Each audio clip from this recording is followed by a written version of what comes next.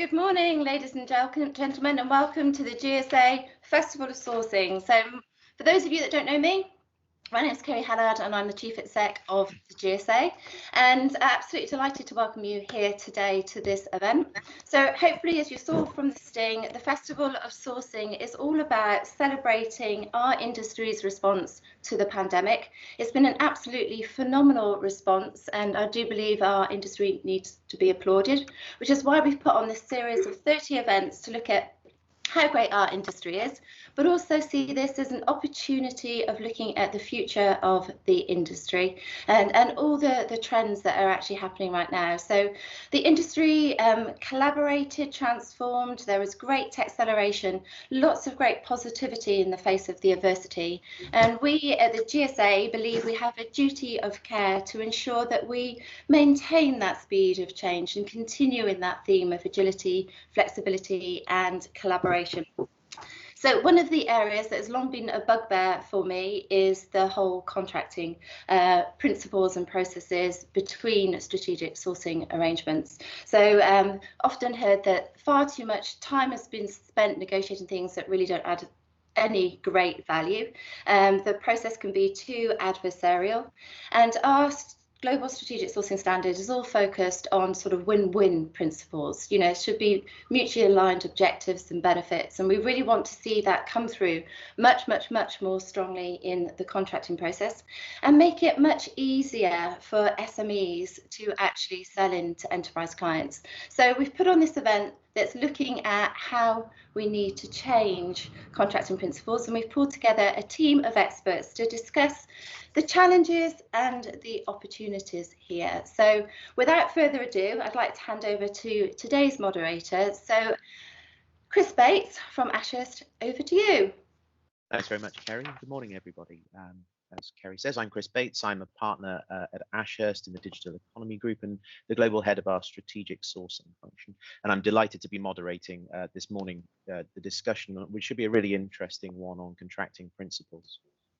Now, I was thinking about how to introduce this this morning, actually, as I was walking my son to school for what felt like the first time in a very long time. And I'm not sure which of us was more delighted that I was walking him to school, to be honest with you. But it felt very much like it was a sort of an opportunity, a sort of new beginning, if you like, because it's not something that I got to do a huge amount before the pandemic hit. And actually, you know, sort of taking advantage of some smarter working, it's something that I fully intend to do more of going forwards, and taking advantage of some of the good things that have come out of the pandemic. And actually that felt like a very good analogy for what could and what is going on in the contracting elements of the sourcing industry. As Kerry said, for a long time, I think a lot of us have felt that sourcing contracts haven't really been universally fit for purpose. Procurement teams have, you know, been nailing down suppliers and SMEs. Contracts have been too weighty, and people have just been, you know, very much in a battle of attrition with a lot of effort for not a huge amount of incremental gain. But things had been starting to change, and as Kerry said, there's real acceleration of that during the pandemic through sort of obviously urgency and necessity. I think we saw some real glimpses of a shift towards a better paradigm, a better situation of greater collaboration and partnering. So as we start back in earnest towards normality, as we are, I think there's a real inflection point from a contracting perspective for the industry. There's an opportunity for us to develop, you know, those glimpses, those flashes of best practices to something a lot more systemic. And that, I think, is really what this morning is all about. But I mean, it's all very noble and easy to say, but what is best practice? What is that? And how should we be contracting in the industry? Well, to help me answer that this morning, I'm joined by 4 panel members, all of whom are hugely experienced in the sourcing field, and they can bring their own perspectives. First up, we have Ian Puddy. Ian's now an independent consultant, but has spent a huge number of years with Gartner Consulting as a VP, responsible for their EMEA sourcing and infrastructure practice. He has a very keen interest in negotiating contracts and ensuring that clients have practical, built-to-change contracts in place with suppliers, particularly in the context of IT. We're also joined by Joel Walker. Joel is actually a GSA Council member and the Global Head of Corporate Services Procurement for Vodafone. He manages around €1 billion of spend in all the areas that you would expect: fleet, travel, legal, HR, consulting, and so on. And he's joining us from Luxembourg, as the backdrop will hopefully have tipped off to you all, which is Vodafone's sort of global centre of excellence base. Next up, we have Arnab Dutt. Arnab is the chair of Social Value Policy Unit at the Federation of Small Businesses. He chairs the working group on social value procurement on the Cabinet Office SME panel, which advises government on small business policy. He also has almost as many other hats as he has books. He's a National Social Value Task Force member. He's a business owner, a board advisor to a number of organizations, and passionate public advocate on the importance of purpose-driven business. Finally, I have a fellow lawyer on the panel, Simon Lightman, who is a sourcing and technology partner at Evershed Sutherland. Simon also sits on the GSA Council with Joel and is actively involved in the contracting work stream, so a really important person to have on the discussion this morning. Before returning to private practice in 2017, Simon also spent some time working in-house at a major BPO. Format very quickly before we get started in earnest, just to say to the people who are listening in that this is intended to be an interactive session. So stick questions in the chat if you've got any issues or burning issues that you want us to talk about, and we'll try our best to cover them if I if I can remember to sort of glance over it from time to time. So let's get started. So the first thing I'd like to talk about, I think, is recent experiences during the pandemic. And as we've alluded to, there has been, some good and there's been some bad coming out of it. And I'd just be interested to see what each of you has, what you've seen, what you've experienced that you've thought is worth taking forward. I mean, Arnab, let's start with you. SMEs obviously very much at the sharp end of the COVID crisis. What have you been seeing, and in particular, in the context of government, do you believe that the pandemic has fundamentally changed central government's approach to SMEs? Yeah, well, thank you for that question. I really think it has. We've seen many of our small businesses become frontline and essential during the pandemic, and the small convenience stores providing groceries and essential items, delivering them home for the elderly and for our vulnerable communities, and people who are unable to access supermarket deliveries using sort of the digital platforms that we all use. We saw companies adapt their manufacturing and production capabilities to produce PPE, other types of safety equipment, including hand gels. We saw innovation, adaptation in the face of enormous challenge, and we saw government respond to that, especially on contracting and onboarding. 61% of people of an employable age are employed by SMEs in the UK. And I think there is now a realization in government that the transformational change we need to leap forward and re-engineer our economy and make it more efficient and work for everyone can only be accomplished by working with the millions of small and micro businesses and social enterprises up and down the country and in every region and every sector. And I think that is going to be incredibly important moving forward. And the SME agenda is probably more important than ever. So I do think there has been a change in behaviour, but I hope it sticks.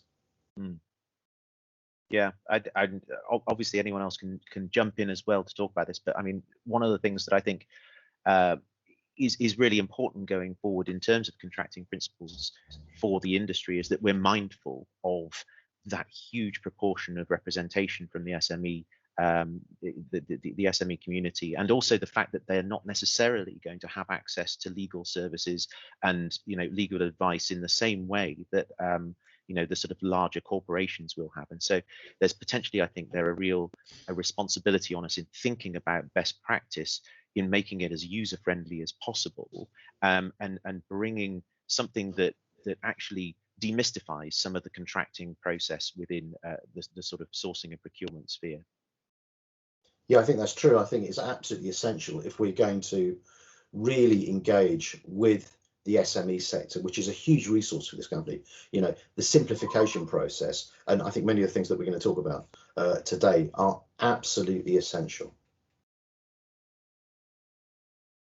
Simon, I mean, one of the other things that from a contracting perspective that we saw particularly at the outset of the pandemic, was a huge amount of guidance that was spilling out of law firms about how to enforce your contracts, what to look at. Force majeure was de rigueur. The contractual remedies. What did you see actually pan out in practice from that? And are there any lessons that you think we can learn from coming out of that experience? Yeah, I think relationships trumped. We saw, I think, to be fair to the law firms and consultancies that were putting a lot of this material out there, it was a reaction to what was going on, and in many cases it was a reaction to the questions that were being asked by their clients.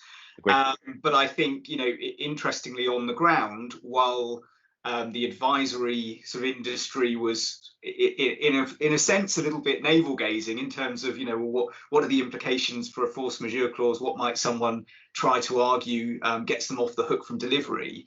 While all of that was going on, actually on the ground, I think people were just getting on with it because there was no choice. And in a similar vein to some of the comments Arnab made, there was no choice. People got on with it. People circumvented some of the old-fashioned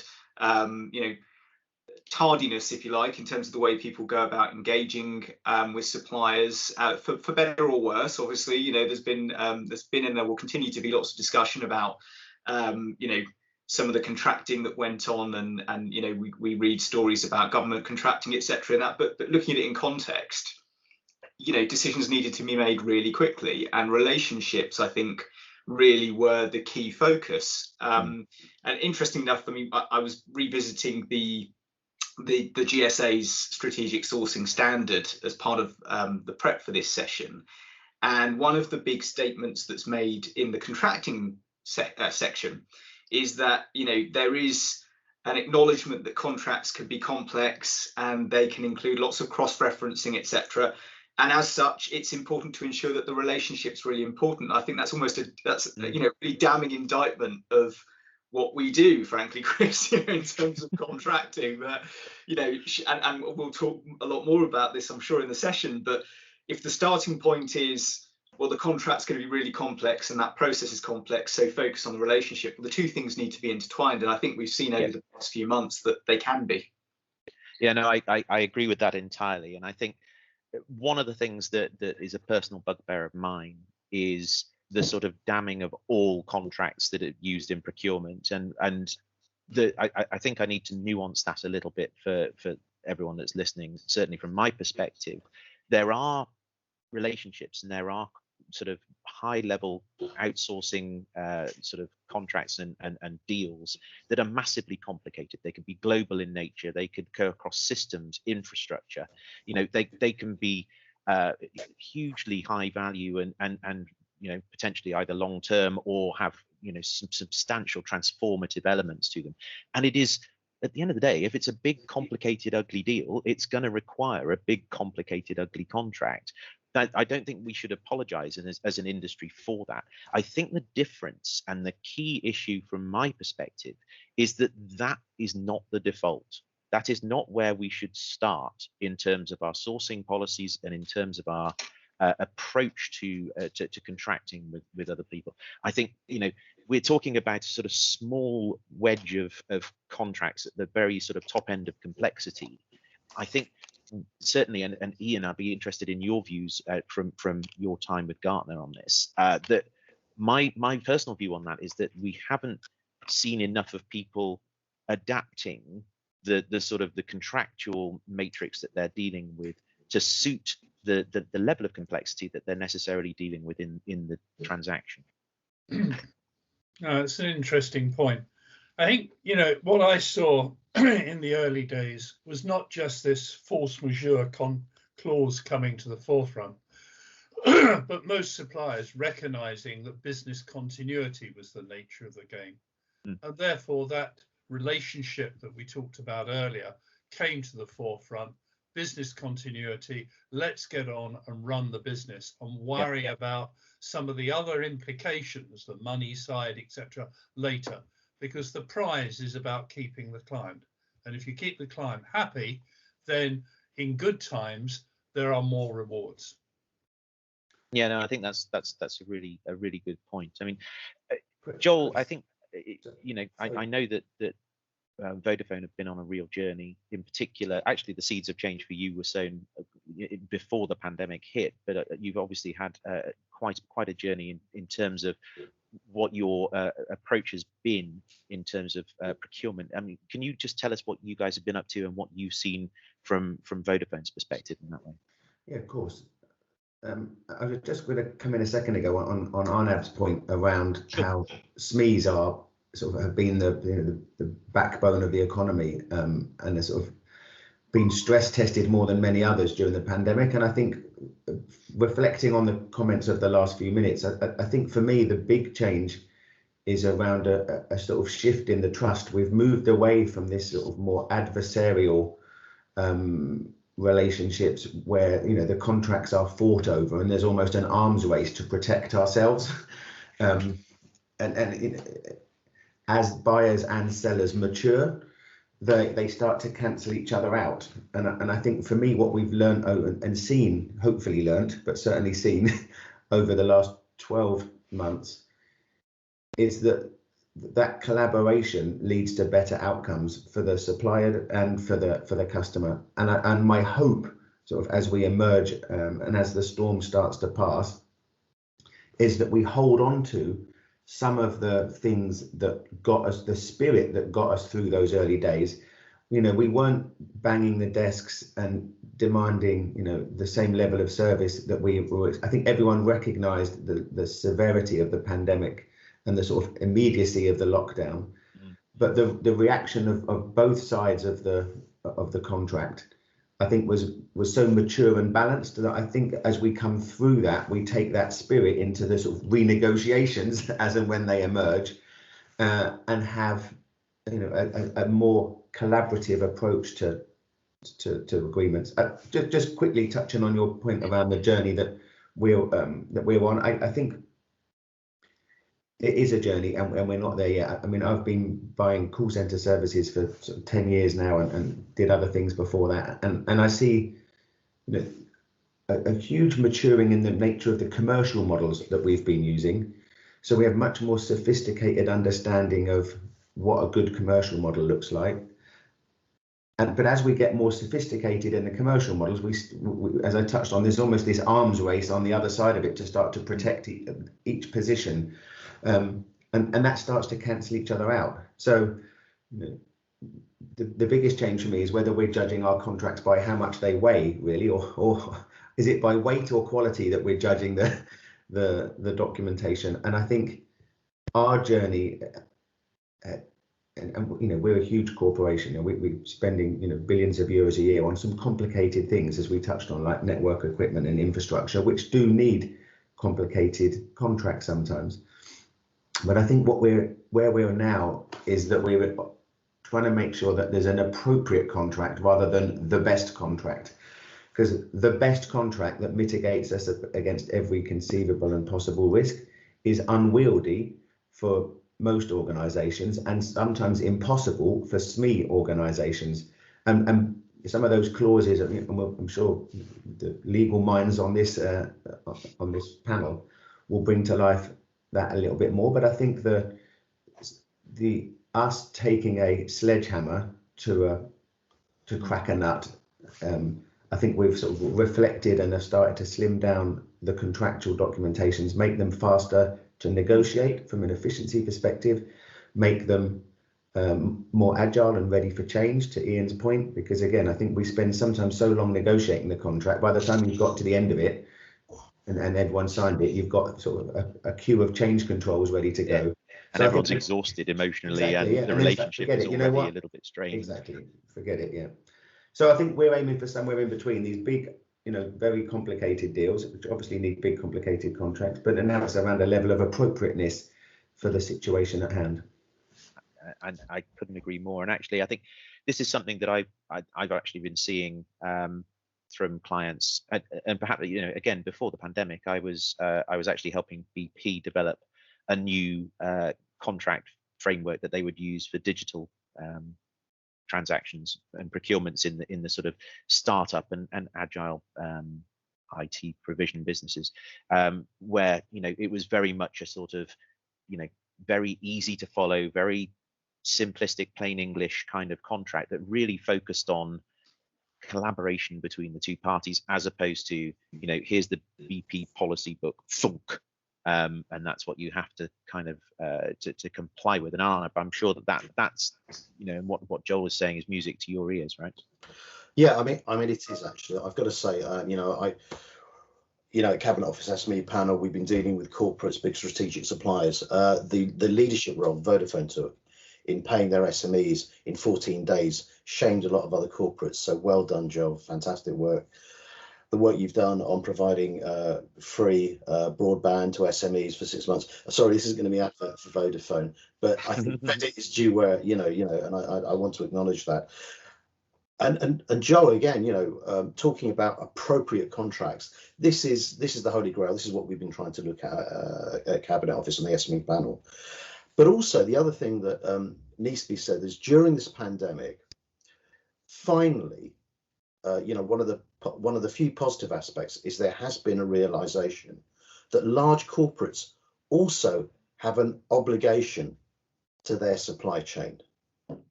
So it's not just a one-way street. And I think that behavioral change, again, if it sticks, is going to make a huge impact on the contractual ecosystem and everything that you're trying to do. And I really do hope it sticks. And it is great to see, and it is happening. We have had a question come in. I just want to move the conversation forward slightly to talk about best practice before I come to the question that's been posed. I mean, it's fair to say, looking at the email invite, Simon, that there are some pretty bold statements that we've made about what we want to tackle this morning, that contracts are archaic, overdue a refresh. I mean, how do you think we need to go about that, changing that approach? And I think this does weave into the question that we've received in that I'll come to shortly. And actually, Ian, if you want to jump in on that as well, I'd be really interested to know what you think in terms of what your insights are as to what best practice should look like in a sourcing contract. Okay, yeah, no, thanks, Chris. So I think the first thing we need to remember is there are different types of contract out there. Joel talked a little bit about that, and some of my other colleagues. But if you look at the spectrum, there are things like run of IT, which has been typically the outsourcing type contract. But added to that, of course, there's things like software licensing and contracting there and the rules, development projects, innovation projects, transformation, staff augmentation. Many, many different types of contracts are required. And I think one of the things about best practice that we've seen is to try and pull together what is the basis of the MSA? What are those key nuggets that need to go in there? And where then do you put all the rest in the schedule? So it's easy to change, easy to manage, and easy to move forward on. And that needs some structure. In my experience, there are about 22, my legal colleagues will correct me if I've got that wrong, about 22 major MSA type clauses that you need in a contract, and then about 16, 18 concerned with schedules and then the attachments that go with it. So if you take simple things like PCs of workstation support, we've done that many, many times in many countries with many clients. There's no reason why we shouldn't therefore follow a standard for that, tweaking it perhaps, but a standard similar to the building and construction industry, where you have common schedules which then just need a little bit of annotation. I think the other thing that contracts often forget is the RASCI. So what are the responsibilities, accountabilities, etc., who is consulted and informed? And that is really key when you actually pull together a contract. So absolute clarity about who does what. The last thing I would say that involved in selection process, getting the contract or the proposed contract on the table early on is a good way of driving the RFP process, and not going through a selection process and then saying, oh, by the way, I want you to now agree to this contract, because you double the work. Simon, you got any thoughts on that? Yeah, well, lots to pick up on that. Thank you. So I think ultimately, in terms of what's the right approach? It's definitely horses for courses, I think, from my perspective. There are, we talk about sourcing, but Ian's absolutely right to call out the fact that that's an enormous spectrum of relationships and contracts. And in some cases, a 4-page contract will be the right thing. If it's a well-trodden path, if it's very commoditized services, I think, Ian, I would love, frankly, for us as an industry to be able to get closer to where I think the construction industry has been for decades now. And of course, there are various flavors of standard contracts that, in some ways compete with each other. But, there's a lot to be said for that type of approach. The focus can then be on what is it about the relationship we're entering into that is unique? What are the objectives for both parties that we need to call out that are, that are special to us beyond the standard T's and C's that Ian's referred to? I think, the other thing that I would say is, in terms of an RFP process, I think that's absolutely right. I think, I've seen so many RFP processes where, in a way, the negotiation restarts at some point halfway because someone shares the contract. But I'd also question whether, in all cases, is it right that the customer is proposing the form of contract? Because I think, especially as we move into a world where we've got more multi-sourced environments, we've got a lot of cloud-based and very specialist offerings, is it right that we still do see some of the bigger players going out with their standard terms to a one-to-many provider, knowing full well that that's going to result in certain areas of deep negotiation, and also, I think, sometimes knowing where we're likely to end up anyway? So I think there's all sorts of things that we do as an industry that don't really help ourselves. We prolong some of these debates. Interesting question, actually, that's just come in from I assume the same person who's asked the first question, and I haven't got around to asking you guys yet. But the question I've got is the sense that this gentleman has is that the construction projects are a battleground from beginning to end. Is that really an exemplar industry?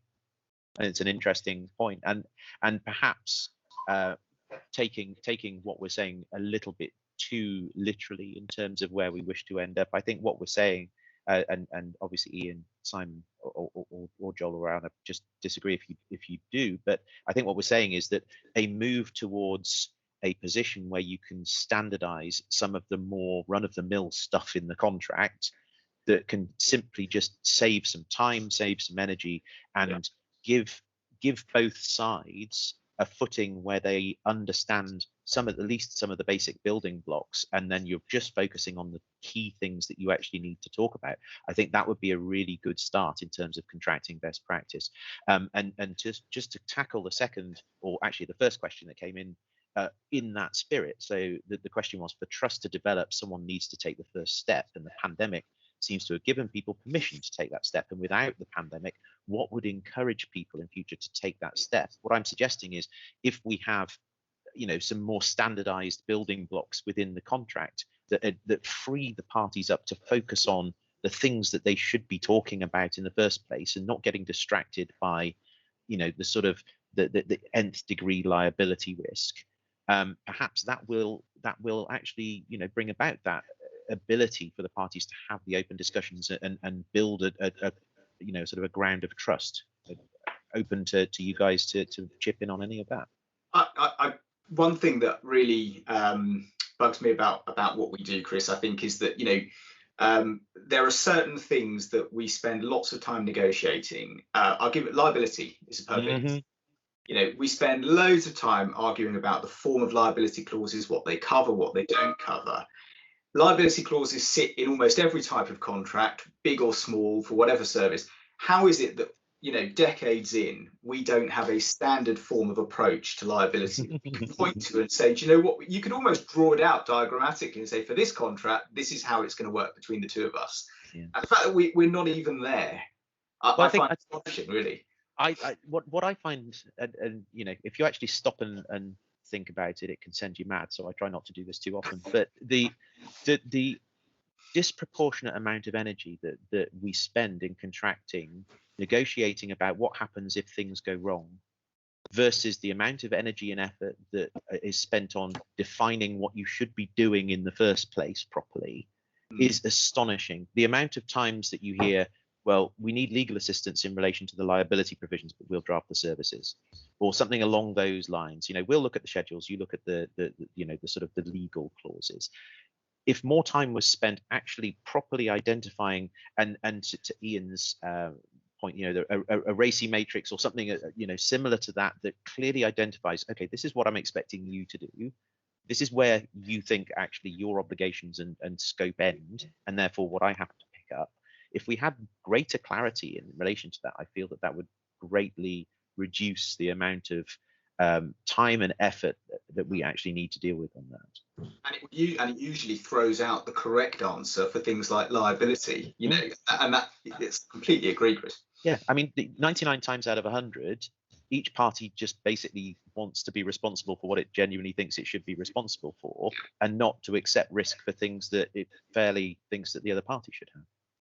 It's ironic though, Chris, that we're, I think, what, 30 minutes in, and we've got 3 lawyers agreeing with each other, whereas in normal life, we could be 3 months into a conversation, and both legal sides have been well briefed to maintain a position, and we spend all of this negative energy, as you say. We argue the most often about the clauses we use the least, and referring back to the comment I made at the top of the session around this new spirit of collaboration, I think people will have spent countless hours, hundreds of thousands of euros. We will have excluded suppliers from the process, to Arnab's point of earlier, who just can't cope, can't resource, can't, you know, if it's a small pilot, a proof of concept, you're trying to bring something innovative or agile and into an organization from a SME or startup or scale up, you know, you're ruling them out sometimes because they say, you know, hang on a minute, to go toe to toe with you, Vodafone, I'm going to need 30,000 euros worth of legal support because I know how you work, and everyone's agreeing at this point. But as soon as we get in a room and look across the document at each other, people start adopting less practical positions. So I think it was a real interesting sort of reflection point for me, really, that spirit of collaboration we need to sustain throughout, you know, the coming months and years, rather than just sort of reverting back to the old normal. Actually, obviously we've been talking on the sort of legal side quite a lot. I'd be interested to just shift the conversation slightly, focusing perhaps on the sort of the classic battleground that we have within the panel of the big corporate and the SME representative. Joel, I mean, one of the things that I hear a lot from my clients is, look, this is policy. This is how my corporation needs me to allocate risk, or this is how my corporation needs me to look at risk. From your perspective, as you know, as sort of the head of procurement at a sort of massive concern like Vodafone, you've got to have some pretty strong views about what your corporation needs within the contracting documents and what you need to see reflected in terms of risk allocation. Has that changed at all? That's the first part of the question. And Arnab, I'd be interested in your counter view in, you know, from the perspective of a sort of an SME supplying into a large corporate. You must have some pretty strong views about how large scale procurement must run as well. So I'd be interested, just perhaps we'll start with Joel and then move to Arnab, just to see if there's common ground between you in terms of some of the principles you're looking for or that you need, and also perhaps maybe we can identify some differences. Yeah, I think there's a distinct difference between, and it's a very subtle language choice, but there's a distinct difference between what we need and what we would like.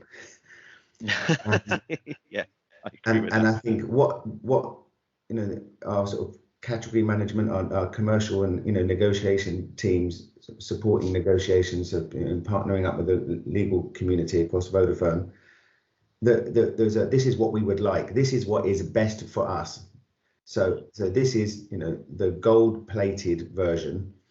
And to build on the point that Simon made earlier, you know, we often step back from that and step down from that to what actually often is very similar time after time after time, but we have to sort of sometimes go through this rather overly choreographed dance of a few weeks worth of sort of adversarial arm wrestling just to convince people internally, well, you know, I know you said we needed that. We don't really need all of that. We haven't got quite what we wanted, but you know, it's been tough, and the lawyers and the teams are saying this is as good as it gets. So for me, it falls back to that base principle again that we've touched on again earlier in the session around appropriateness. And if we can, you know, big organizations are office sometimes like a factory, you know, and let's just get this out the door, give them some time to look at it, kick it around, and then come back and we'll talk about where we can meet and compromise. If we can short circuit that process, you know, if you think about more agile development, more sort of just in time product development, we can't be waiting often weeks and weeks and weeks and weeks for teams to come to positions that everyone really knew or expected them to have come close to at the start. So for me, it's just around making sure that you're putting out into the market an appropriate level of protection rather than what is absolutely best for you. Well, I'm sorry, Chris, I'm not going to disagree with Joel. Damn it! I was looking for some adversarial. You know, I mean, I was about to say, but Joel got there. But there is a really strong counterintuitive argument that says having the flexibility and agility in your supply chain actually de-risks your organization, because you're building in a great deal of resilience, you know. And I think also I think that the tech sector, and Joel will know this, probably has a lot of experience, because when you're building platforms, especially sort of hardware and software platforms, you'll find that developers will throw in lots of stuff you don't really need, but that they think you'll like. And then you have to tell them, actually, you don't need that for the platform to work more efficiently. We need to actually have less than more. And maybe that's something some lawyers could take on. So I'm sorry, I'm just going to have to agree with Joel. You know, that collaborative way, that flexible way, that dynamic way of looking at contracts, I think has to be the way forward, and from the learning that we've had over the last 12 months. And Chris, just one other point, building on Arnab's point there, in the context perhaps of SMEs, but if we're buying, you know, hundreds of millions euros worth of network equipment or, you know, IT infrastructure change projects, there is obviously a lot of risk again around that. But actually, an awful lot of what we buy isn't, and the having this sort of more appropriate contract that we're putting out into the market, I think makes us easier to do business with, because there's only a certain number of organizations that can supply certain products to us. As you know, there's only so many suppliers of X or Y commodity.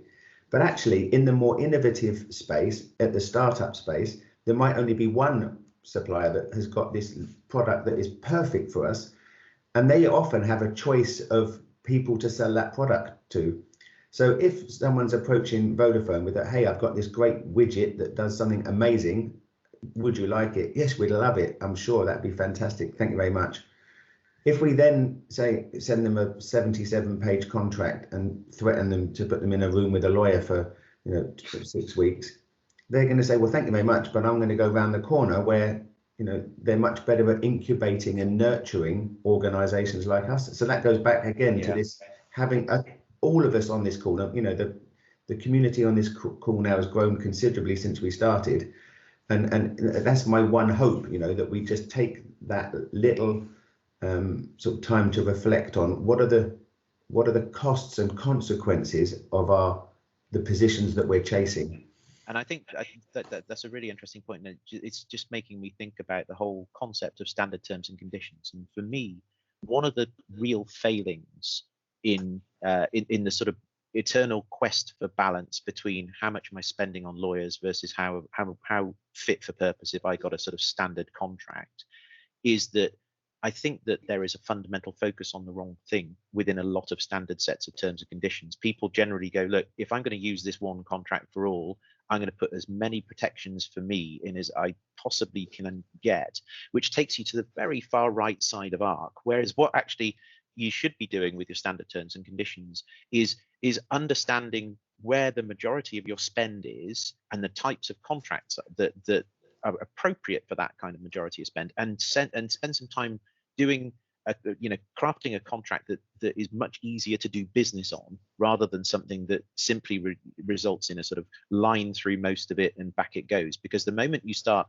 marking up heavily a document, that's when the very cost that you are looking to obviate in getting a standard form contract, which is to reduce the amount that you have to spend on lawyers negotiating, is immediately destroyed. And so I think the experience I went through with BP, and I know Joel at Vodafone have done a similar, as you say, experience on simplifying and creating a better fit for purpose contract, I think is a really worthwhile exercise to do, to take your business forward on a more sustainable basis. Now, I'm just conscious that we've got quite a few questions coming in, so I'm gonna just go over to these. So we've got a question here. Can you share best practice for documenting a racy? Ian, do you want to have a crack at that, and we'll chip in? Yeah, sure. Well, I think just like to correct one thing. A lot of people still talk about racy. The S is missing. It should be RASCI, where you have roles, responsibility, accountability, support, consulted, and informed, so that you actually have a spectrum of different stakeholders across the organization to have their particular role. So lots of people can support, but only one person should be accountable and one body should be responsible. So just to get that on the table. In terms of statements of work, it is often a good idea to use a RASCI type format, so it's really clear which party has what responsibility as you go through all the different steps. Now, that's an area where I think we could have the standardization that we're talking about to get to a sort of 90% the same, and there's the 10% that you change. But that's how a RASCI format should be used. Use it in governance and all of those sorts of things. Big advocate of RASCI because it solves lots of the issues that we've been talking about for that absolute clarity. You are responsible, you are accountable. Now, when you put that into different languages, and as I understand in some of the Nordic languages, you don't have a different word and different meaning for accountable and responsible. So you have to make sure you use the English and not the Swedish or the Danish, as it were. So I don't know if that's answered the question, but there's a point of view on it. That's interesting. I mean, from my perspective, excuse me, I think one thing that can work really well actually is, or rephrase, there's one thing that you often see is that you have the services schedule, and then you have a RASCI or a racy. Apologies, my habit of calling it a racy will die hard. It will die hard. Whereas actually what I've seen that can work really well is actually if you frame your services into the RASCI in the first place, so that actually your services schedule is just one big RASCI, and then you can actually throw your dependency schedule into it as well, and you just end up with a single document that exhaustively identifies the scope that you're dealing with and what each person's responsibility is. Now, fine, in the most part, responsibility will just be supplier, because you're talking about the services that will be provided. But it gives you that opportunity to identify nuance within the services, and it gives you the opportunity to identify where actually something may fall short of a full-blown dependency on the customer, but actually you need their support in this way or that way. So I think it's a really sort of interesting way of looking at this, at the services schedule. Just building on that point. So Simon is a fellow council member, and there's a sort of this festival of sourcing is essentially a showcase of what we're currently thinking, but it's also a sort of a listening channel in terms of what it is that people want to understand more about. And I think the work that goes on between now and the symposium in sort of towards the end of the year, normally November, is the chance for the community to work together collaboratively on sharing best practice in a safe space, with sort of the opportunity to talk from both sides of the argument often, so with suppliers, lawyers, providers. And what emerges out of that is often, what we then hold up to be best practice, this piece around racy, rasky, might be something that we want to think about throughout the year and come back with at the symposium, perhaps. So I'm handing out jobs now. So I was so shocked about the legal alignment. I'm now looking for something else for us to do. Quite. It's amazing what your reflections are on that. The adversarial approach, isn't it? But it's because neither of us are being paid for this, Simon. That's right. That's right. I think on the rasky point, the rasky point's a really important one, I think, because a rasky reflects the reality of how nuanced some of these relationships are. And I think from a as a lawyer, I'm thinking back to how I was sort of, if you like, brought up as a junior lawyer. You are taught to look for certainty, and you're taught to, if you're acting for the customer, you want to know, well, what is it that's being delivered by the supplier? And I want to absolutely minimize any real obligations on me as the customer, or at least make them completely explicit as a set of dependencies. And it's almost that black and white. That's your job, that's my job.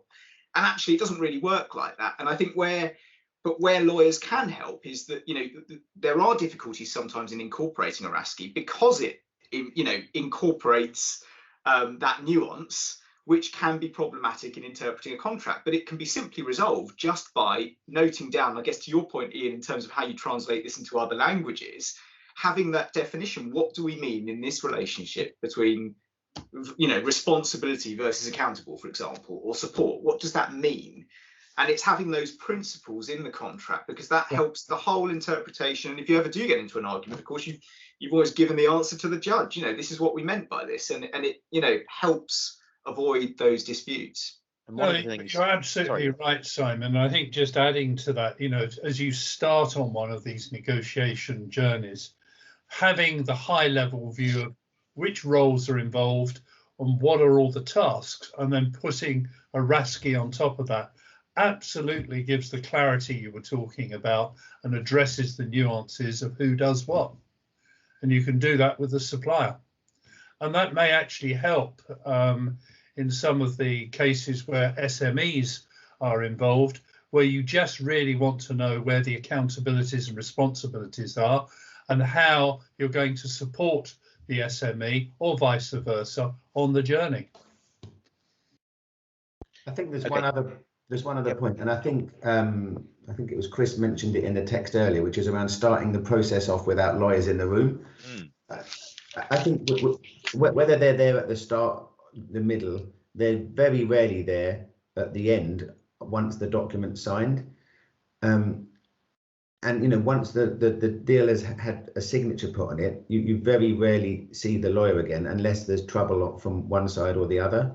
And I think as much as a racy would help, where we need to be moving towards, I think, over time, if we think about this discussion being the future of contracting, it's, for me, and this is not to eradicate legal teams at all, but we need contracts that are, despite the complexity, we need contracts that are simpler to understand for non-lawyers, because once the deal is signed, you're handing it over to an operations manager, a product manager, a project manager, someone certainly not very rarely legally qualified. And it's in that misunderstandings on both sides of the deal around what was intended that can lead to the need to see the lawyers again. So it's that almost that operating manual, that clearer roles and responsibilities, that clearer racy is a fundamentally different way of doing business than, whether the contract is 10 pages or 50 or 500. It doesn't really matter if people that need to understand their role in executing it can do that, without challenge. That for me is, again, the next step. So that means things like pictures, imagery, worked examples, etc. So that not just in text form, but here's a worked example of the formula we mean, or the etc. That's evolutionary for me. Completely agree, Joel. I think in my world, the sign that I've done a bad job on a contract is that I'm asked to turn it into a contract manual or to provide another document after it gets signed. I mean, that is so disheartening, because actually what we try and do, and what we should be doing as an industry, is coming up with contracts that work operationally. They shouldn't go in a drawer. It should be one and the same document that you're using day to day. And if that's not the case, if you're having to go off and rewrite the thing, and in fact, I was really disheartened to see in our own sourcing standard, I think, I'll read this out. Subject matter experts should prepare a summary of its key points to ensure that a common agreed understanding of the contract is held. I mean, that's not where we should be aiming to be. You know, the aim should be the contract is a usable working document. I think basically being the operations manual, or the basis of the operations manual, if you've got it right. I think where we need to be, and the real focus to draw some of these points together, is very much in that operational services schedule, right? That is essentially the document going forward that people need to be looking at and understanding and referring to understand people's the parties' respective responsibilities. I can understand people being nervous around the contract, particularly around the front end, where there's a lot of stuff around risk apportionment, indemnities, liability, warranties, and all that sort of good stuff around, you know, risk protection. And ultimately that stuff shouldn't be consulted or need to be consulted on a day-to-day basis. What should be drafted properly, and the parties should be capable of just looking at and going, okay, this is what we're doing, is the bit at the back end that so often is ignored or marginalized, which is what are we actually supposed to be doing in this relationship? And if we draft that bit properly, and to your various points, we draft that in language which is easy and accessible and clearly identifies, okay, this is what you think you need to do, this is what I think I need to do, then that really should be your operations manual or your, you know, day-to-day document. You know, the stuff around the sort of how it gets paid for, then a different department will deal with that. That'll be your billing people talking to your billing people, and hopefully, again, if that is drafted properly, that will be easy for them to follow, and there'll be processes that they're familiar with. So it seems to me that is the key to unlocking that.